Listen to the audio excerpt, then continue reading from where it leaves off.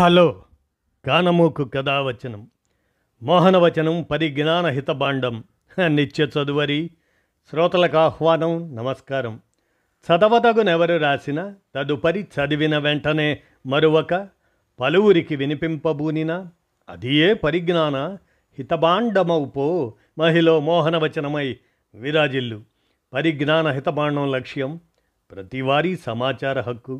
ఆస్ఫూర్తితోనే ఇప్పుడు నర్రా వేణుగోపాల్ సేకర్తగా అందజేసినటువంటి అంశం శాంతి స్వరూప్ భట్నాగర్ 131వ జయంతి నివాళి అంశాన్ని ఇప్పుడు మన కానమూకు కథ వచ్చిన శ్రోతలకు మీ కానమూకు స్వరంలో వినిపిస్తాను, వినండి.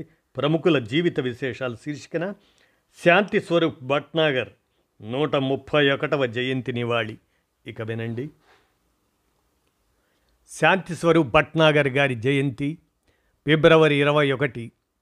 ఇంగ్లండ్ నుండి సర్ బిరుదు, రాయల్ సొసైటీ నుండి ఫెలోషిప్, స్వేచ్ఛ, భారతదేశ శాస్త్ర మరియు సాంకేతిక పాలన నిర్వహణలో ఉన్నత పదవులు వంటి కొన్ని గౌరవనీయమైన గౌరవాలతో అనేకసార్లు అలరించిన శాస్త్రవేత్త, విద్యావేత్త, యూజీసీ మొదటి చైర్మన్, భారతదేశ విశ్వవిద్యాలయ నిధుల కమిషన్, యూనివర్సిటీ గ్రాంట్స్ కమిషన్ అలాంటి వాటికి మొదటి చైర్మన్, భారత ప్రభుత్వ విద్యాశాఖ పరిశోధన విభాగం కార్యదర్శి, విద్య సలహాదారు డాక్టర్ శాంతి స్వరూప్ భట్నాగర్ గారి జయంతి నేడు 131వ జయంతి. శాంతి స్వరూప్ భట్నాగర్ ఆధునిక భారతదేశంలో సైన్స్ విద్య, శాస్త్రీయ దృక్పథం వాటి అభివృద్ధికి ఎనలేని సేవ చేశారు. దేశ పరిశోధన ప్రాజెక్టులకు నాయకత్వం వహించే మరియు సమన్వయం చేసే council of scientific and industrial research CSIR అంటారు, మరియు పరిశోధనా కార్యకలాపాలు, అభివృద్ధి ప్రయత్నాలను వారధిగా చేసే national research and development corporation NRDC వాటి ఏర్పాట్లో భట్నాగర్ మార్గదర్శక పాత్ర పోషించారు. నెహ్రూ భట్నాగర్ ప్రభావం భారతదేశం సైన్స్ మరియు టెక్నాలజీ రంగంలో ప్రపంచంలోని ప్రముఖ దేశాల్లో ఒకటిగా ఎదగడానికి దారితీసిందనేది వాస్తవం. ఈ శాస్త్రవేత్త కవి మనస్సును కలిగి ఉన్నాడు. అతని కవితలు కూడా తన దేశ శాస్త్రీయ పురోగతి యొక్క ఇతివృత్తాన్ని గుర్తుంచుకున్నాయి. శాంతి స్వరూప్ సంపద, కీర్తి కలిగిన కుటుంబంలో జన్మించాడు. ఆయన 1894లో పంజాబ్లోని భేరీ జిల్లాలో పరమేశ్వరి భట్నాగర్, సహాయ్ మరియు పార్వతీ దంపతులకు జన్మించారు. పరమేశ్వరి తన కుటుంబ సంపద లేదా కీర్తి కోసం ప్రయత్నించలేదు. ప్రభుత్వంలో ఉన్నత ఉద్యోగాల కోసం ఎప్పుడూ ప్రయత్నించలేదు. కానీ సామాజిక సేవకుడిగా ఉండి ఉపాధ్యాయురాలిగా మారారు.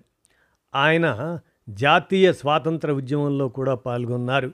ఇది ఆయన కుటుంబంలోని అగ్రశ్రేణి నాయకులను ఆగ్రహానికి గురి చేసింది. ఫలితంగా ఆయన కుటుంబ హక్కుల నుండి బహిష్కరించబడ్డారు. ఈ అసమానతలు, ఆర్థిక ఇబ్బందులను ఎదుర్కొంటూనే శాంతి స్వరూప్ తన విద్యను కొనసాగించి 1919లో రసాయన శాస్త్రంలో MSc, 1921లో లండన్ నుండి DSc పట్టా పొందారు. తిరిగి వచ్చిన తర్వాత ఆయన బెనారస్ హిందూ విశ్వవిద్యాలయంలో రసాయన శాస్త్ర ప్రొఫెసర్గా చేరారు. తరువాత లాహోర్లోని పంజాబ్ విశ్వవిద్యాలయానికి మారారు. అక్కడ ఆయన 15 సంవత్సరాలు పనిచేశారు. ఆయన సైన్స్ యొక్క ఆచరణాత్మక అనువర్తనం కోసం పరిశోధనకు నాయకత్వం వహించారు. ఆయన మొదటి ఉత్పత్తి అయస్కాంత లక్షణాలను కొలిచే పరికరం, దీన్ని ఆయన సహోద్యోగి KN మాధుర్తో కలిసి అభివృద్ధి చేశారు. ఇంగ్లాండ్లోని ఒక సంస్థ విక్రయించిన ఈ పరికరాన్ని Bhatnagar Madhur magnetic inference balance అని పిలుస్తారు. అతను సాంకేతికతలో పరిపూర్ణతకు అనేక ఇతర స్వదేశీ నైపుణ్యాలను ఉపయోగించాడు. స్వావలంబన ఉత్పత్తులను బయటకు తీసుకువచ్చాడు. ఆయన భట్నాగర్ 1955లో మరణించారు. ఆయన పేరు మీద సైన్స్ మరియు టెక్నాలజీకి అత్యున్నత వార్షిక అవార్డులను ఏర్పాటు చేయటం ద్వారా దేశం ఆయన జ్ఞాపకార్థం గౌరవించింది అని చెప్పుకోవచ్చు. అలా శాంతి స్వరూప్ భట్నాగర్ 131వ జయంతి ఫిబ్రవరి 21. ఆ సందర్భంగా జయంతి నివాళిని అందజేసినటువంటి నర్రా వేణుగోపాల్ సేకర్త అంశాన్ని మన కానమోకు కథావచన శ్రోతలకు మీ కానమోకు స్వరంలో ప్రముఖుల జీవిత విశేషాలు శీర్షికన వినిపించాను. విన్నారుగా, ధన్యవాదాలు.